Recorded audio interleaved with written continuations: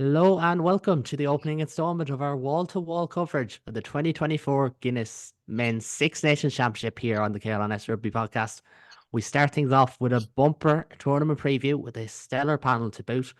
Representing reigning champions Ireland, we have 42.ie journalist Gavin Casey and the fulcrum of Irish Rugby Twitter, Rugby Keno. So welcome back to the show, guys. Glad to be here. Thanks. Thanks. I had to let the fulcrum of Irish Rugby Twitter get in there first. But thanks for having us, Kaelan. Great to see you. Yeah, fulcrum. It's never thought of myself as a pivot of any kind, but there we go. Have to get the adjectives in early as always. But this year we do promise to have something that I don't think any Irish podcast will have to offer, with guests from across the competing nations and at least one in each and every show. So to open things up, we have two brilliant Welsh guests, one of whom is a French rugby expert and journalist, and the other is a URC fanatic. So welcome back on, Ilse Dafford and Rappod's Harley Worthy. Welcome back on, guys. Good evening. Nice to be back. Yeah, thanks for welcoming me back. Appreciate it. It's great to have you on as always. I'd just like to remind everyone that you can catch us across all platforms and also over on YouTube as well if you want to see us roll our eyes at each other in real time, as always. We will start things off this evening with Ireland. They are the reigning champions, of course, and they come into this as second favourite, but without the likes of Johnny Sexton and Mac Hansen. Gavin, I'll start with yourself. It was a bit of an underperformance to the World Cup considering a quarter-final exit, but if Ireland need to bounce back, it feels like they've picked a squad that just heightens the feel of let's win and let's win now. Yeah, and I think that's always the case with Ireland, Kaelan, given how important the Six Nations is to the IRFU's bottom line. We've never really been able to afford the luxury of an experimental year. It's always finished as high up the table as is humanly possible, and more recently it's about trying to win championships. And I think when you're defending Grand Slam champions, I know it feels like a long time ago now, you want to defend that. Like you literally want to defend your title. And I understand if people were a little bit underwhelmed by the squad that was named, in the sense that there were no new caps and it felt a little bit samey, very much a continuation of what had gone on in the very recent past.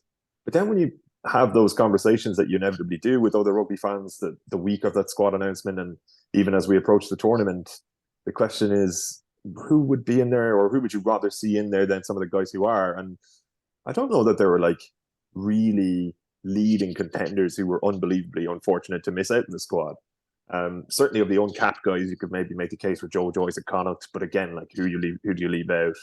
How much would he really have been involved? John Hodnett, the same case to be made there, I think. And so it's kind of one of those championships. It feels like it will only become exciting to everybody in this country anyway on Friday morning, when you're on the final run in towards kickoff at Marseille, and that cauldron of a stadium and the atmosphere that awaits Ireland. And look, from that point onwards, the country will be Six Nations man again, but a bit of a slow build up. And again, like not a great deal to say about Ireland's squad, apart from the fact that it's very strong. It's missing Johnny Sexton, and we'll see how they go without him. Yeah, absolutely. And it is strong, and that's kind of what brings the optimism, even if the season so far has been a bit up and down. I think it's fair to say from a provincial standpoint. And Keane, like, yes, it's settled, but there's still selection decisions to be made. Obviously, at 10, it feels like that's Crowley's shirt. 14, probably between Larmer and Nash. What way do you think Ireland will go? Will they go 7-1? Will they go 6-2? Or do you think we'll see Anton off the beaten track? I don't know. Like 6-2. They're Faz is a pretty 6-2 reverse coach. I think we've only seen it maybe, was it once, twice in his entire Once tenure? at most, I think. Once. Yeah. I think we did see it once, I think, and that was it then. So you got your standards pretty much across the board, but I think it gets interesting in the second row. Apologies, new dog here, getting her oar in. So I think, other than the front row, which is fairly steady and so not going to change very much at all, it's the second row. It starts getting interesting. I can see Byrne and Ryan starting. But just before we were going to record, I think it was the Irish Times came out with it first. It's kind of pretty strong rumours that McCarthy could well get a nod to start. I didn't even have him on the bench. I thought it was going to be very much kind of experience all the way to try and cushion the changeover at 10. But if McCarthy gets in, you could see Byrne maybe go to the back row and O'Mahony go over to 7. Yeah. It's certainly a possibility, and that then does give you the 3 solid line-out options, with McCarthy not having the exposure at that level. But yeah, second row, it's going to be James Ryan and Tyg Byrne is what I thought.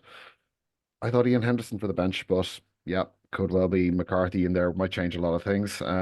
Back row, you can't leave out Doris. Just not possible to do. He's a freak of the best kind. Um, but yeah, O'Mahony's captaincy kind of means that there's a berth for him there, either at 6 or 7, and it is either going to be Van der Fleer or likely Byrne who's going to miss out off the back of that. Um, Possibly, and again, who's going to be on the bench depends on how how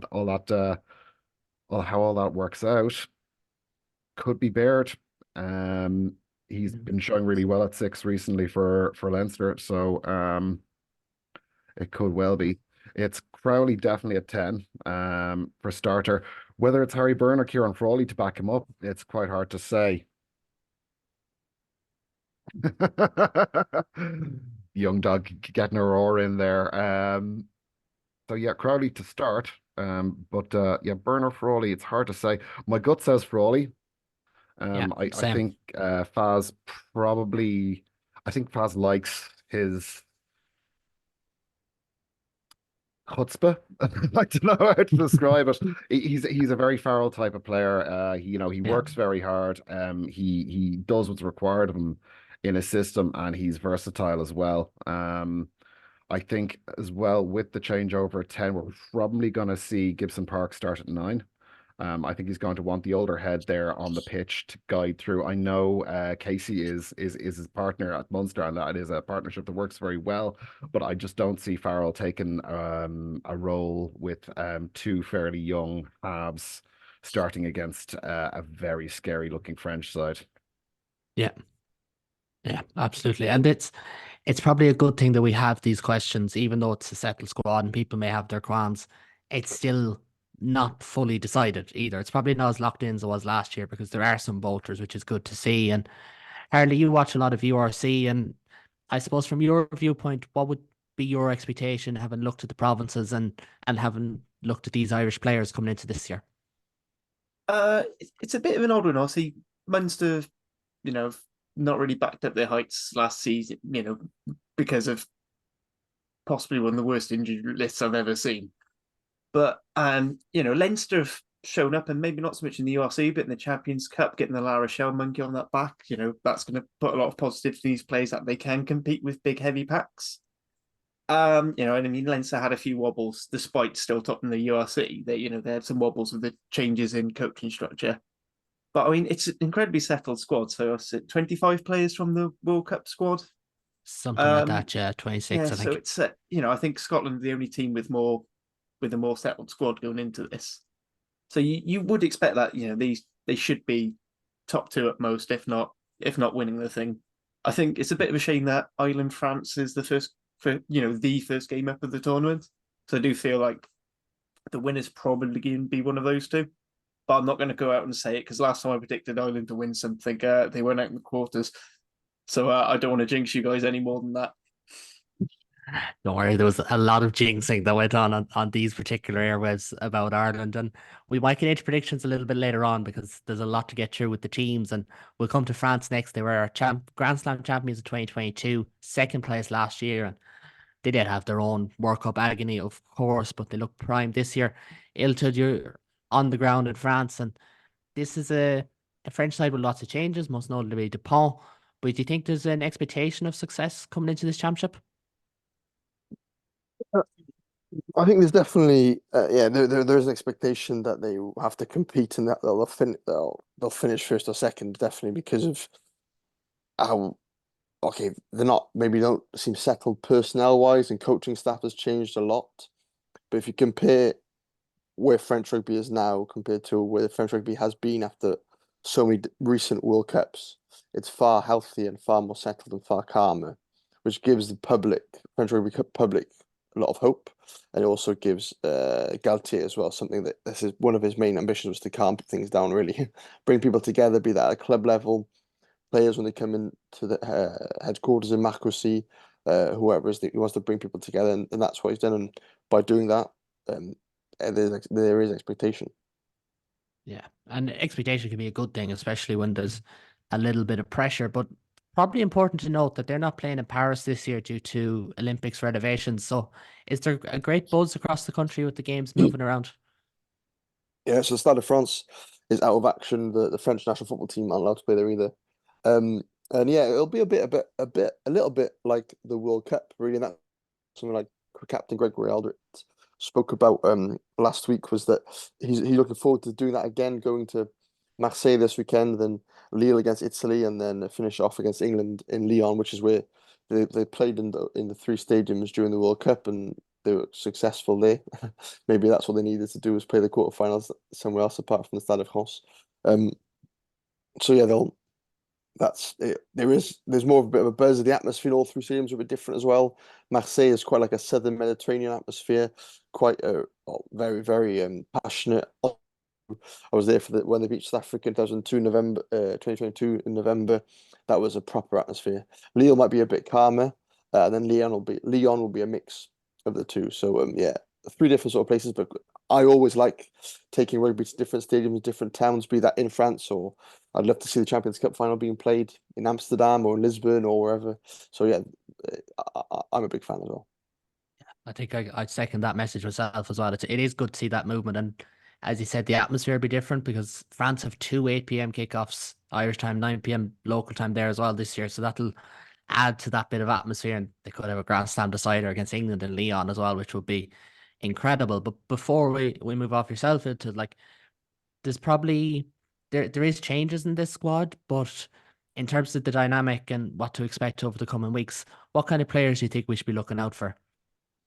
And there's changes generally in the squad, but then if you look at how they're probably going to line up on Friday and their first choice team for now, there's only three players missing really from the World Cup quarter final. That's Anthony Gélange, Thibaut Flamand, and Cameron Wackey. Really, Flamand and Gélange are injured, and Wackey is a selection. We're not sure if he's going to start or be on the bench. So there's not too many changes really. Antoine Dupont is the big miss, definitely from that one. He was the fourth player missing from that game. My maths failed me once again. But one player who I'd keep an eye out for, someone like Louis Bielbarré on the wing, or even more so Nolan Le Garrec at scrum half, who he'll probably be on the bench against Ireland this weekend. Plays for Racing, 21 years old. He's superb. I'm not going to say he's as good as Antoine Dupont, but what he offers is something a little bit different, where he's a bit quicker around the rucks. And yeah, as you say that, compare that to Antoine Dupont, it is possible. What he hasn't got as much as Antoine Dupont is, or as physical as around the rucks, but he's got speed, and I've watched him play five-a-side rugby on a beach. The things he can do on sand, us mere mortals can't even do on the nicest, perfect pool pitch. So yeah, Nolan Le Garrec, I'm a big fan of him. He probably gets chances now, and I wouldn't be shocked if he ends up starting a few games later on in the tournament once he shows what he can do. And Keane, I was going to ask you about the French attack, but I think Ilton has just taken it away there, because I think Le Garrec and Bielbarré are two of the guys you wanted to highlight because they're exciting to watch, but they're exciting in every way. Yeah. I mean, we've all seen the clips, at least the highlight reels of Bordeaux and Toulouse absolutely tearing it up in Europe, and still That at the same Saracens time, win. third and fourth in the top 14 at the same time. It's absolutely, they're both fronts, and absolutely no bother to them at all by the seams of it.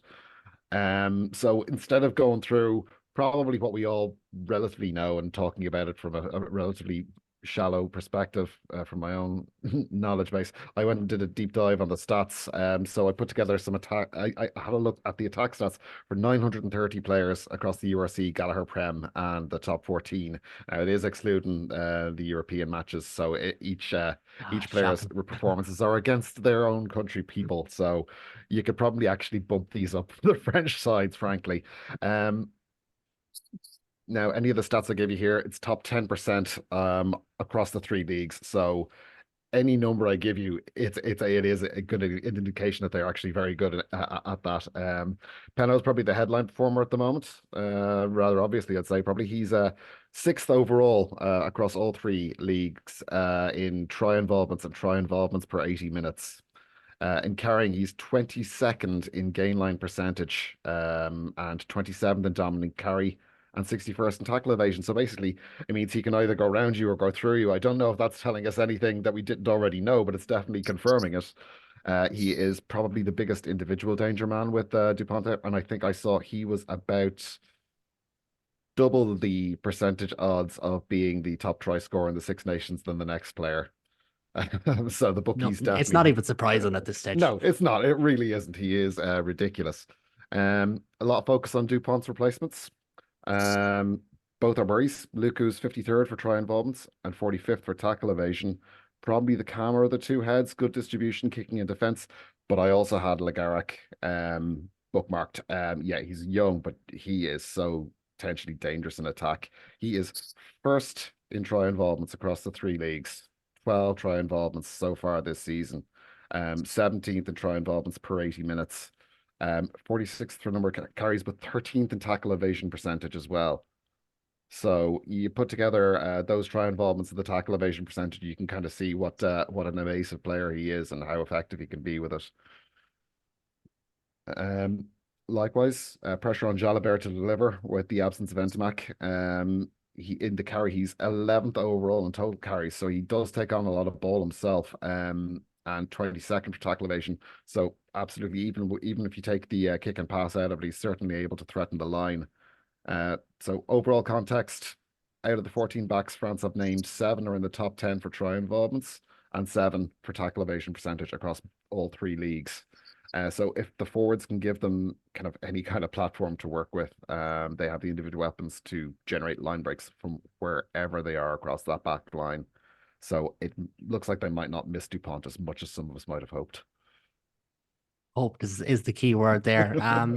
Iltud, you're watching these guys every week. Is there anyone else that comes to mind when you hear those numbers? No, I just think Peno, it's interesting because he's 3 tries away from Serge Blanco's overall France record. And Peno is still in his 20s. It just shows how talented he is and how his personality is a bit crazy. He's got a few screws loose in his head, let's just say that. He likes to have a bit of fun off the field. He's not the most serious person when training, but when it comes to it, he scores tries and he's so efficient. And he's at a Bordeaux-Bègles team who are going places, surrounded by other players in the France backline as well. Luku, Jalibert, Moefana, Bielbarré, and Nicolas Deporter, who won't be on the bench again, but he's part of the training squad. So yeah, all eyes on Damien Penaud, and I'll put my money that I put on him buying a baguette over the next couple of days will probably go on Damien Penaud breaking Blanco's record during the Six Nations. Yeah, I could see that happening. I wouldn't be surprised. We won't get into the where our money's gonna go or anything like that, but like it's Damien Penaud. Like you kind of just have to simplify it sometimes as well. And from the French player to the more, well, I think last year was described as turgid England, who somehow finished highest of the Six Nations in the World Cup last autumn. Harley, I'll start with yourself because some might say they fluked their way through it last year, but it certainly feels like the loss of Owen Farrell, Ben Youngs, Courtney Laws in particular, not only will shake things up, but they're going to be huge losses, irreplaceable lads, and they have to evolve now. They've no other choice. Yeah, absolutely. I mean, I think, as you point out, Courtney Laws for me is probably one of the big ones because I think he's been single-handedly dragging them, kicking and screaming through games at times. And if you look at the form he's in for Saints at the moment, it's unbelievable. It's Tell his me career about it. best. But what they have brought in are 2 uncapped blindside flankers who I rate quite highly. So Ethan Roots, formerly of the Ospreys, because if England needed a top-level flanker, they go to the Ospreys for them. And then Chandler Cunning's South. So unfortunately, one of the victims of a London Irish folding, but found new lease of life in Harlequins. I think he's 2 very abrasive. They're not the sort of rangy line-out thrower, but they're all very big, very physical, which allows them to be a little bit more lighter in the second row of the pack. New captain Jamie George, who I think that's actually a really inspired choice from Borthwick because one, he won't take him off the pitch anyway unless he's dead, and two, he's going to, and he is an incredibly well-spoken leader amongst the group. Some of the backs they've having to throw in because we don't have Owen Farrell, we don't have Manny Tuilagi, Ollie Lawrence has pulled out injured as well. He's had to pick some centres and back three players who are less about physicality, more about actually playing the ball and going wide. That being said, he might still go for 10-man rugby. I don't know. Yeah. I think Borthwick's got, he's tried to go for solid foundations, which got him to third place in the World Cup. The draw had an awful lot to do with that. But at the end of the day, he basically took the poor thing. Now, when we talk about Ireland and Scotland being the least changed squad, this is the most changed squad. There's only 17 players, so it's going to be quite interesting to see how this goes through, because they could win the whole thing or they could come last. I'm not entirely sure which way they go. One name I do want, if he does get game time, because I'm not sure he necessarily will, I'd say Finn Smith could be an interesting one, because whereas Marcus Smith's grabbed loads of headlines for being really flashy and really tight, although he's rounded off, Finn Smith is already that almost what you'd call a test 10. He knows when to play and he knows when he needs to just kick to the corners, and I think that is something that you do need. You definitely do need at international level. Flash plays are great until shit goes wrong. Yeah, so it's gonna be an interesting squad, but yeah, I think it's also actually, even as a Welshman, it's quite exciting to see what happens. No, there's a lot of eyes on England this year, and I feel like it's not as worrisome as it was last year. I think it's fair to say.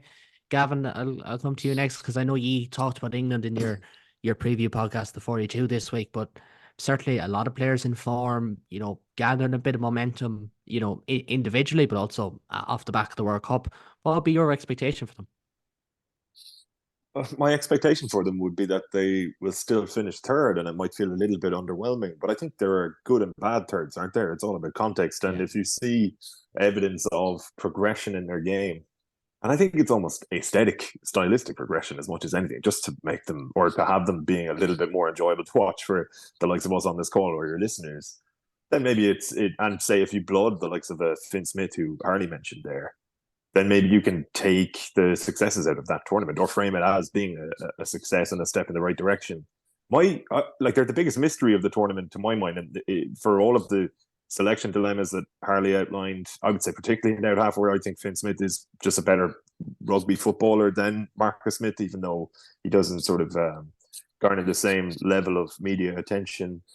And I guess because the turnover in their squad has been so big, I'm kind of curious as to whether there are enough of those core players remaining that they would feel instinctively as though they should revert to type and go back to what was successful during the World Cup. Because not a big issue, but certainly a challenge for Borthwick and his coaches would have been, if they are going to progressing them beyond what they were at the World Cup, it's, it might be a little bit more difficult to get buy-in from players when they can just point towards the fact they came third in that tournament and it was actually highly effective. Your muscle memory would probably almost to refer you to what worked last time. And because the turnover is so big, and even losing the likes of Farrell, Laws, like really experienced guys, vocal guys, it feels like Borthwick has a little bit of a blank canvas this time around, doesn't he? And I know you mentioned it in your notes, Kaelon. It almost feels as though this is the start of his tenure in a way, and almost like age one, even though he's already taken them to third place at the World Cup. And I would say the age profile of the squad, some of the players that Harley mentioned that he's brought in, you'd imagine some of those guys would be quite malleable, and this could be the first time we see an England that actually plays in the image of Steve Borthwick as he sees it. And I don't really know what that looks like. Does it look like his Leicester team, or does he have kind of a grander plan and maybe more artistic ideas as to how his team plays? All of those questions are unanswered, but I can't wait for them to be answered over the next 2 months.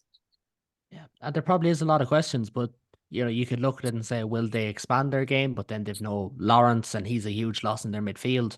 But on the flip side of things, they do start with Italy, then Wales at home, and then the Calcutta Cup game against Scotland. So they essentially have 4 weeks together before they have a game that you feel like they might actually lose. And that's not trying to be disrespectful to Italy or Wales, but the momentum's a huge thing in this championship. We've always spoken about it, and I want to move through the teams quickly enough so we can get an overall summary later on. But if you want to talk about momentum, it's like Scotland had none in the back half of the year last year. I think it's fair to say they limped out of the World Cup, and like Keane, we mentioned it's a settled squad, but yet it feels like they need, and I mean need, results at home against England and France, and because they're essentially the only teams they know how to beat.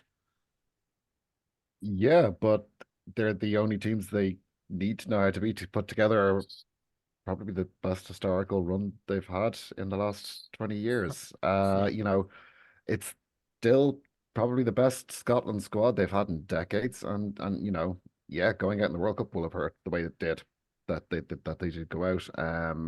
But that settled squad now, and the advantageous fixture list is definitely going to help them. Their their recent performances against France and Murrayfield are good.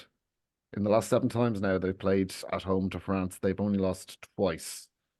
And only one of those is a Six Nations match. And they've even stronger hoodoo over England, so they've only lost to them once, either home and away, in the last 6 games since 2018, with the one result being a draw in 2019. So yeah, England and Wales going through rebuilds, and Italy being a perennial dark horse. Yes, they possibly going to have the most experienced fly half starting in the Six Nations across all the teams, which is a weird thing to say about Finn Russell. I could see Should we drop in the Messi joke here, or will we wait till later no, on? no, I'm not going to bother. It's just been done to death. It's an absolutely done to death. Yeah. So, and it'll happen more if one of the matches goes against them. So, but I can see a route to a decent result for Scotland. But the thing about it is that first they'd have to face their greatest enemy, inconsistency. If they can play consistently to their abilities, and Finn can consistently unlock their back line, then they've got a real chance. But yeah, they know how to beat the two most difficult sides they'll face in the first 4 games, but can they execute? That's the question. Back-to-back results against a French side that has plenty of scares, even without Dupont. And yeah, an England side that's a lot of question marks over, but they were able to make a limited game plan work really well. It's a tall order. It's a very tall order. Yeah. I think what Keane essentially described was an enigma, and that's what Scotland have been for quite some time. And Finn Russell, like, he's a maverick player, and he's kind of epitomizes it. But do you think they can break down that glass ceiling this year and be spurred on from the World Cup heartbreak? Yeah, I've just started watching the Netflix series on the Six Nations, or the Net Six Nations. I might start calling it from now on. Um, and yeah, first episode is going to talk about the Messi, Finn Russell, etc., and his relationship with Gregor Townsend. And I've been lucky enough to spend a bit of time in Scotland when they've been over in France, or I've gone to watch games over in Edinburgh. So you get to feel, you get to hear, you get to get what Gregor Townsend is like, and he's quite a likable guy to a certain extent. When you've got a 10 like Finn Russell, anything can happen. I enjoyed watching and covering him when he was at Racing, and he's another really, really likable guy. I'm so glad that people have been able to see his personality, because he has got one, and he's got a really affable one, which, yeah, really good to see. But last year's World Cup was tough because they were in the pool of death. I hope they do move on for it and grow, and they've probably got one of the most settled sides, maybe not numbers wise, but you get the impression they're starting 15. They haven't had a massive turnover really of what's happened. The captaincy, having co-captains Rory Darge and Finn Russell in there. The back row I didn't realize how strong depth they have. Even someone like Andy Christie, who's been doing well at Saracens, might not even get into the 23, which is incredible. So if you've got a good back row, then winning ball and keeping ball and getting over the gain line should be sorted, and then it's just what you do with that ball. And yeah, we'll see. But Scotland are a bit like Bordeaux Bègles in French rugby, where they play great rugby, they win a lot of games, but where are the trophies, and where's the Calcutta Cup is fantastic, but really, do you want to be judged on one game every year, or do you want to be that team who win Scotland's first ever Six Nations despite winning the Five Nations in '99? So yeah, after Ireland and France, Scotland are best place to win this. Yeah. It does feel like that, and it's still hard to know, but they could do it. And I feel like this is where the kind of divide, there's always a divide in the Six Nations between top and kind of bottom. I feel like this is where it kicks in now, is after top four, then there's a bit of a jump towards Wales. And we're lucky to have yourselves, Harley and Ilse, on to give that perspective. And I'll come back to you, because like there's no doubt of talent of the younger players, but then like just looking at the names that dropped out in the last year or so: Ken Owens, Alwyn Jones, Dowie Lake, Jack Morgan, Justin Tipperick, Talupe Faltau, Dan Bigger, Lee Halfpenny, and of course Lewis Rees Zammit. Now, like you just have to have a bit of a call for patience in this rebuild, because that is some amount of talent to be without. Yeah, you need a maths degree or to be a PhD even to figure out all the numbers of caps that have gone and left. And yeah, just I don't want to be doom and gloom, because Welsh rugby is in a very difficult place because of the serious mismanagement of the Welsh Rugby Union, be that at a regional level, a lower club amateur level, or even at a national team level, allowing this to be where we are, really, where there's a lack of succession programming with players after 2019 World Cup, and this is where we are now, 4 years down the line, or 5 years down the line, with a list of backs, some of them who haven't even got a dozen senior appearances for the regional club side. So yeah, things don't look great at all. We need a bit of patience. The Welsh Rugby Republic needs to be patient. It was a big shock to see Lewis Rees Zammit not there, but hey, hats off to him. I wish him all the best in the NFL training pathway. And yeah, I fear it might be a difficult one for Wales, the Six Nations, and I hope Warren Gatland gets the patience he deserves, and also realizes that like the Welsh Republic can be patient and want to be patient, but he also needs to let's play some rugby properly and not just try and play South African rugby because Welsh people aren't South Africans. That's true as well. And Keen, I might just come to you for a minute, because like so often we mentioned momentum earlier, but your run of fixtures is important. Like they've got Scotland at home in Cardiff. They haven't lost in a Six Nations game at home to Scotland and Cardiff before. England and Twickenham is tricky. Ireland and Dublin is tricky. They've travelled to Lille to play France, and then they close with Italy, who, of course, they famously lost to 2 years ago in Cardiff. It's hard to see where they're going to pick up that bit of momentum unless they just kind of stay in games, which, to their credit, Gatlin teams have always done. They've always stayed in the fight. Yeah, you're not wrong there at all. It's a very tough one to generate any kind of momentum from that fixture list. But I mean, we've seen Wales teams do this against the grain in the past. And it doesn't momentum always starts from somewhere. And as you said, like it's a Scotland side that's consistency is their kryptonite. Like so is it possible that they could end up chucking one away in Cardiff, the opener? Yeah, absolutely, because we expect them to win, so they'll do the opposite. Um, and likewise, Wales are definitely in a tricky spot, but they have consistently defied all expectations of what should and could happen on a rugby pitch, and especially in the Six Nations. So they could take a scrap of momentum from one win at home, where they can make it grow from there. An English side we don't know what to make of as of yet. A French side that could be reeling from a thunderous beating at the hands of the Irish, hopefully, or they could be terrifying. But anything can happen on a rugby pitch, and Wales, and especially Gatland's management of Wales, he can take absolutely any kind of momentum and make it work. I should probably add, I think I got that wrong. They are at home to France, which I think I got that one wrong there. Which, to be fair, they've had a good record home to France in recent years. They in France's Grand Slam year, they made it very, very difficult for them.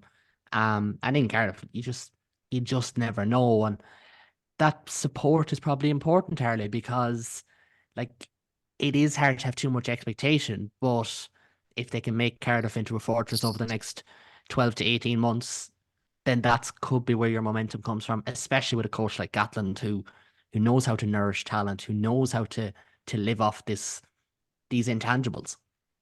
Yeah, absolutely. I can echo. I'm not saying this just because I'm a Cardiff fan, but it gives me a story of. I think Gatland needs to take a bit of take a leaf out of Matt Sharrock's book at Cardiff, who basically said at the start of the season was open when we're in this situation, we're going to be bringing through young players. It's going to be painful. Just bear with us. And I think if Gatland's open and honest with the Welsh public, they are going to see that because it's something we've been crying for. That said, I think there are going to be certain expectations. Like we don't lose to Scotland at home, we don't lose to Italy at home. I mean, I know we did 2 years ago under the Pivac era, but most Welsh people want to just imagine that's some weird cheese dream. That those 3 years never happened. So I think we've got to be careful. But we've spoken a lot about players we've lost, but some of the players that we're bringing through. So like as David Jenkins as captain, rated very highly at Exeter. He was captain in a senior men's team at 19. That's unheard of. Big. Yeah. Again, I'm going to bring some of these new players because they're Cardiff players, but also genuinely like Alex Mann is fantastic. He looks like the rebirth of Dan Lydiate, who caused the Six Nations so many problems over the years. We've got when it comes to experience, you've got the extremes of George Northall on 109 caps, and then we've got 5 uncapped players, including a tight head prop. So our most experienced tight head prop has less than 25 caps and is always injured. It's a really weird position to be in, and that's with the tight head prop, that's probably our biggest worry point. Then at fly half, we've got 1 out and out fly half, and then 2 fullback fly half. It's going to be a crazy thing. For us to get anything out of it will be brilliant. But what I'm thinking of is, what's it going to be like in the 2025 Six Nations, 2026, 2027? That's where we're expecting to see stuff. But that's not to say we don't have the talent there. We've shown, and Gatland probably more than any coach, certainly for Wales, has been better at making the team better than some of their parts. And he's a coach who believes that the true success of a team is to be better than expectations. Yeah, and I think he says we might surprise some people. I mean, to be honest, us finishing 4th or 3rd will be a surprise to him a lot, I think. But just while we have you, I'll start yourself, Harley. Where do you think they will finish? 4th or 5th? Is that what you're thinking? I think 4th. I mean, in the past couple of Six Nations, 2 wins is enough to get 3rd. Because I think, as I know people talk about as a top 4, I think if anything, it's probably more of a bottom 4 with Scotland just about pushing through. Might be different this season, but I think we're just going to be in that fight. I think if we can get the wins against Scotland and Italy, and then have good showings against France, who at home, it's taken moments of genius from Dupont or Untermatt to get over the line. I've got very little expectation of Dublin away. Because even in peak Gatland time, that's just a place we don't perform well in. Never mind win. So I think 3rd would be the absolute best, but we're probably going to be 5th, I reckon. Iltud, what do you think for Wales in terms of a number? Yeah, I don't know. I can see us beating England but losing to Italy, sort of thing. But there's a part of me that wouldn't mind that at the same time. But no, results wise, I don't mind what happens to Six Nations Wales. I want to see some of these young players being given a chance to play the way that they want to play, express yourselves. Because modern rugby, you have to play expansive rugby. You can't win games by trekking up with your Big 12 and hoping your fly out kicks goals.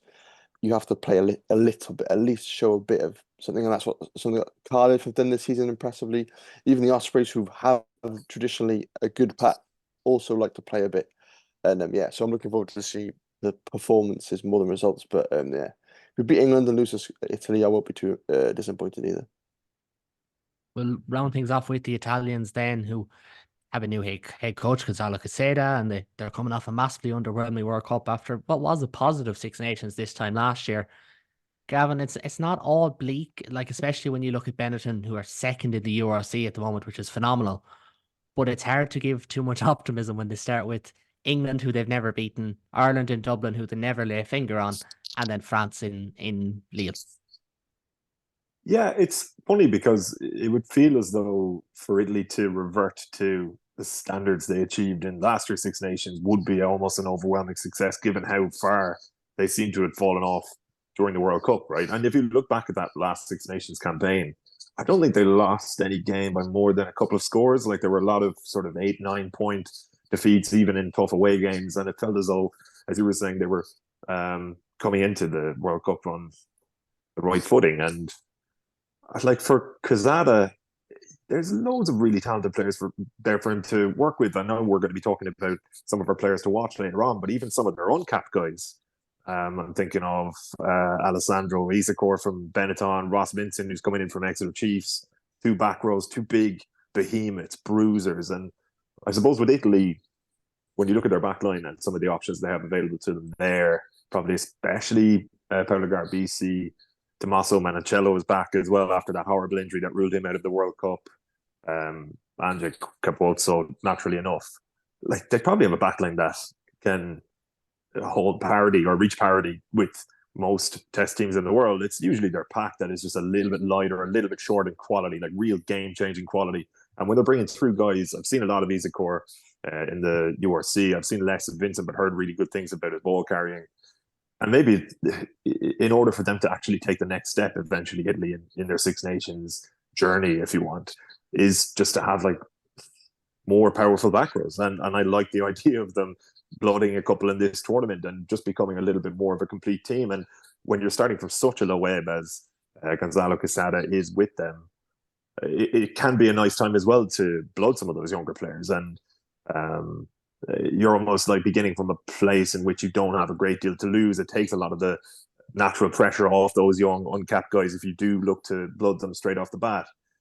And like, what's a successful tournament this time around for Italy, Caelan? I mean, I guess they would be targeting that Wales game on paper, but as the boys have just brilliantly outlined, you know, Wales could win against Scotland opening weekend and the trajectory of their season changes. So it's difficult even to earmark one of the games as like a big opportunity for Italy.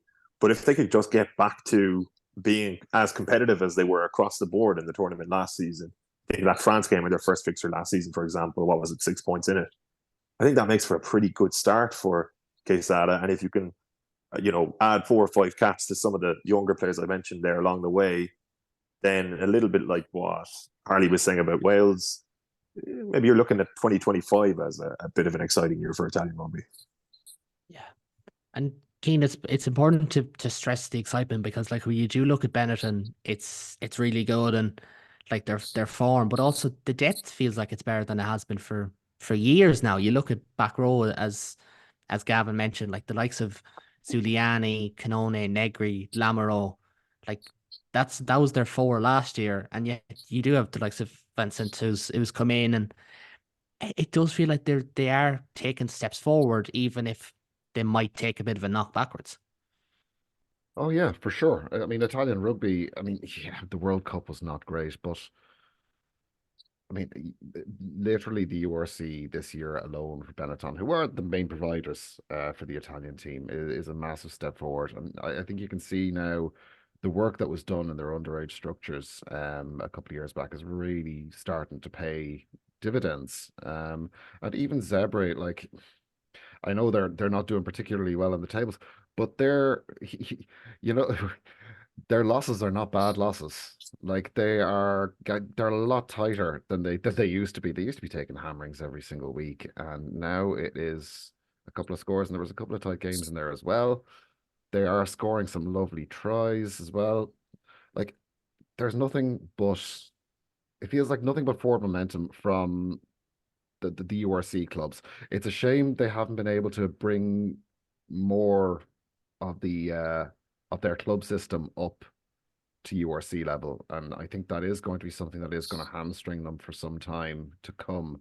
But I think with what they do have, I know we keep saying this over and over again, you know, Italy's time is coming, Italy's time is coming, but it actually does look like it's starting to come through now. Yeah, despite that the World Cup showing, which I think maybe the situation with Crowley might have had something to do with. But, you know, that was all behind closed doors. So who knows? It's not public knowledge like say Australia's Australia's situation was. And I'm looking forward to that film actually on that one. But I don't think we're ever going to know exactly what was going on with Italy there. But yeah, I've got a feeling they're actually going to hopefully get back to where they were the year before last, and maybe a little bit more. And hopefully have the guys from the Fratelli the Rugby podcast back on and over the course of the tournament, and hopefully they can give us an insight as well, because it does feel like there is that room for excitement, but with excitement always comes a bit of predictions and putting your head on the line. So we'll get into that before we wrap things up. Just for the first few, one word, if that's all you need. Gavin, I'll start with yourself. What's the game you're most excited for?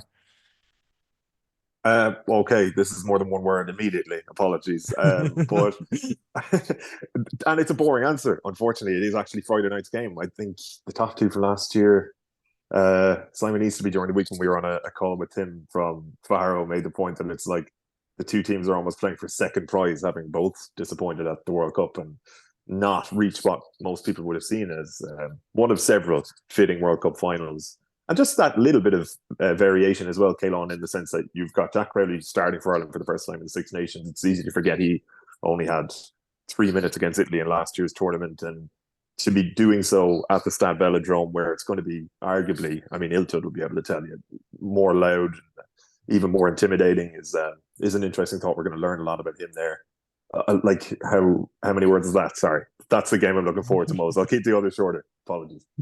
No worries at all. Iltud, I'll come to yourself next. What is the game you're most excited for? I'll keep it short. France against England in Lyon, because Lyon is France's best food city, and I can't wait to eat some good food. I can agree with the Lyon and the food. It's wonderful. Actually, are they playing it in the football stadium or Lyon's home ground? In the football stadium. Because that was unbelievably good for what the Wales Australia game. I might even go and watch a football game there because I enjoyed it so much in the atmosphere. Harley, I'll come to you for your game you're most excited for. So I could be boring and copy Gavin's answer, but I'm quite intrigued because this Scotland team should be the most experienced and the most settled. So I'm actually quite excited to see how they fare against France and Ireland. yeah, fair. I kind of should have jumped in front of you because I was going to say France against Scotland as well. I think every game they've played in the last 5 years has been a belter. Ireland, France has as well, but like it is the first game. There will be that slight bit of sluggishness. By the time France and Scotland face off, it should be very good. Keen, are you going to go for like an obscure choice here? Or are you just going to stick with the status quo? Of course not. It's literally the opening game of the Six Nations. It's the one that's happening soonest. It's got the team I support playing it. It's got one of the best other teams in the world playing in it. Of course, it's the one I'm looking forward to the most. It'd be ridiculous for me to say anything else. Fuel that excitement, because I'll come back to you. Who's the player you're most excited to watch? It's actually Legaric. I really want to see what he can do on the international stage. I think he's a really exciting player. Harley, who are you looking forward to seeing? I'm hoping he gets on the pitch, but I'm really excited. I mean, I've already mentioned him, Wax Circle, because he is my man, and that is Alex, man. I'm really looking forward to see if he can bring his URC form into the international stage. I'm torn on this one and have been for the last couple of days. I'll just go Irish, and I'll just go with Jack Crowley just because, like, he has a bit of everything, and it's the intangible stuff that excites you. The fact that he's watching back games the day after a loss, the fact that he's very focused, he's very confident, he doesn't let things phase him. I think that's exactly what you need for international rugby. And if you're going for another 10, Finn Smith, if he gets minutes, like, man, that was so good in Thomond Park 2 weeks ago. Broke my heart, but like he was so good. Ilton, who do you want to see? Yeah, probably Nolan like Eric as well.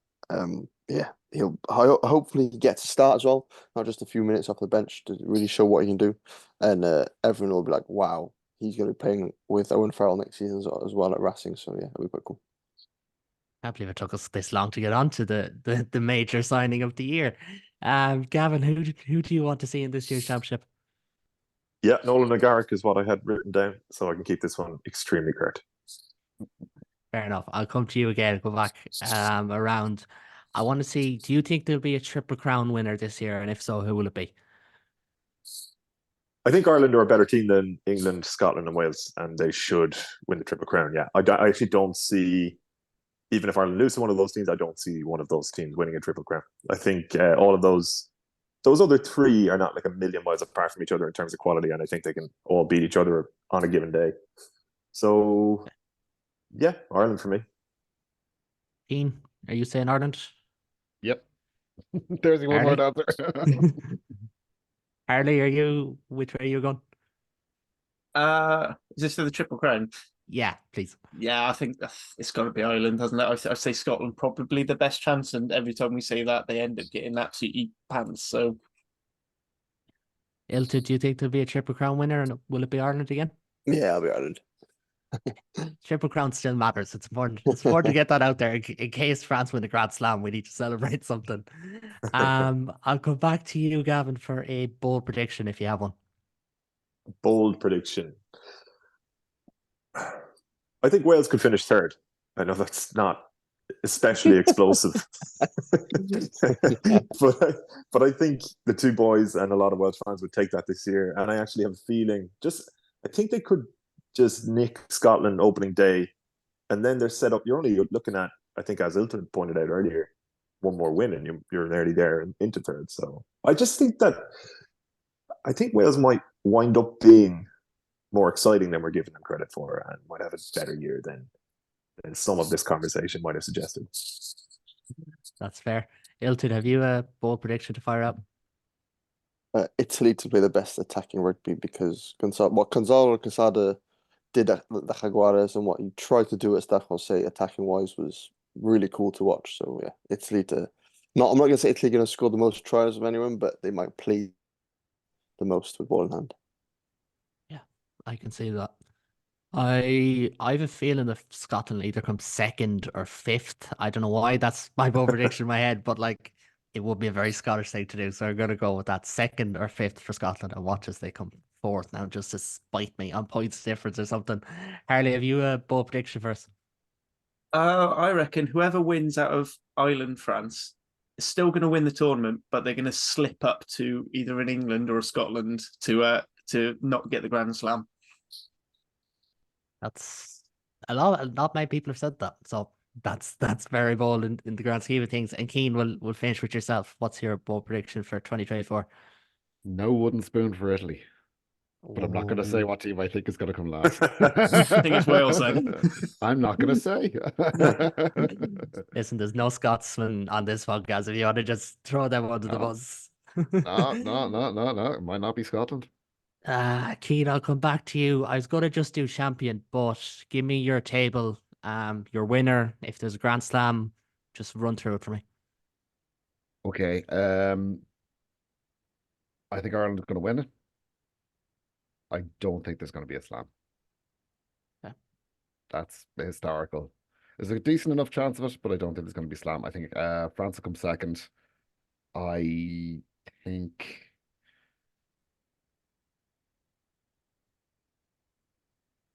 Scotland could well come third. You have to say it now. I think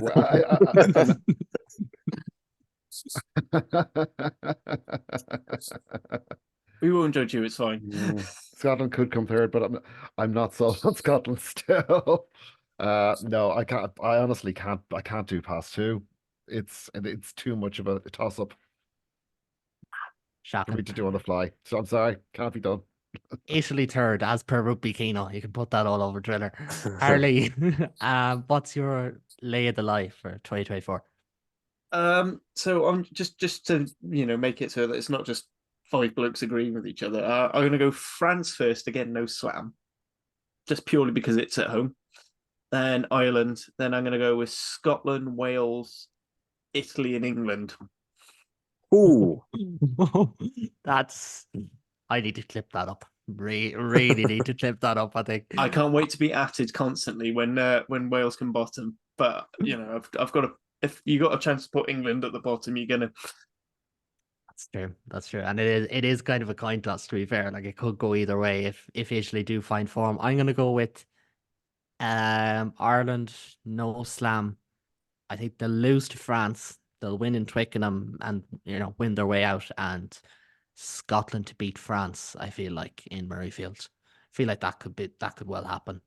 So Ireland, France, Ireland, France. I go England, then Scotland, then Wales, then Italy. I feel like, yeah. Despite what I said earlier, but it's Scotland. You can't really bet on them. Ilton, what's your table? I don't know. I hate these sort of predictions. I'll go France, no Grand Slam, Ireland second, Scotland third, and then fourth, fifth, sixth. I haven't got a clue. Yeah. We're just going to say 3 people didn't pick Italy to come last because technically we didn't, so it's fine. Gavin, I'll go to you last. Do you want to not put Italy last just for the sake of harmony in this group? Well, Harley put England last, didn't he? Yeah, and Keane never answered and Ilton never answered, so technically they didn't come last. I mean, yeah, I do have them coming last, tragically. I would say France, no slam. Then Ireland. I do like your suggestion there, Kaelon, about France beating Ireland opening weekend and Ireland somehow winning a championship. That is very conceivable. But I think France, with their own points to prove, might go on a bit of a marauding run through this championship. And I agree, Scotland away is very tough for them, but points difference possibly France winning a championship for me. And then Ireland, and then huge regrets about my bold prediction, but I'm locked in on Wales at third. And then Scotland, then England, and then our Italian friends, with a lot of losing bonus points. Okay, that's not too bad. Poor Felix Jones. I really hope he's not listening. That's the only real English representative I really care about at this stage. But gentlemen, it has been brilliant. We'll leave it at that. Thank you very much for taking the time this evening to look ahead to the championship. So thanks to Gavin Casey, Ilse Stafford, Keenan Miller, and Harley Worthy for tonight's brilliant show. Thanks for coming on, guys. Pleasure. Cheers, Kaelon. For those of you at home, the My Life in Rugby series continues this week with episode 3, bringing a Six Nations feel. I chat to legendary commentator Royal Nugent as we reminisce about his career behind the microphone. And then on Thursday, we will have our first big game preview of France against Ireland, of course. And we'll round it off with our weekly review show on Sunday, as always. So, thanks home to everyone at home for listening and to the lads again for coming on. If you do like what you see or hear, we'll have plenty of this coming across the championship. So please do like, subscribe, leave a review. It all makes a huge difference. And you can find the links for my stuff as well as the lads' different social media pages and platforms across on the description. But for now, and until next time, happy Sixmas, as cringe as that sounds to say. Enjoy the Six Nations.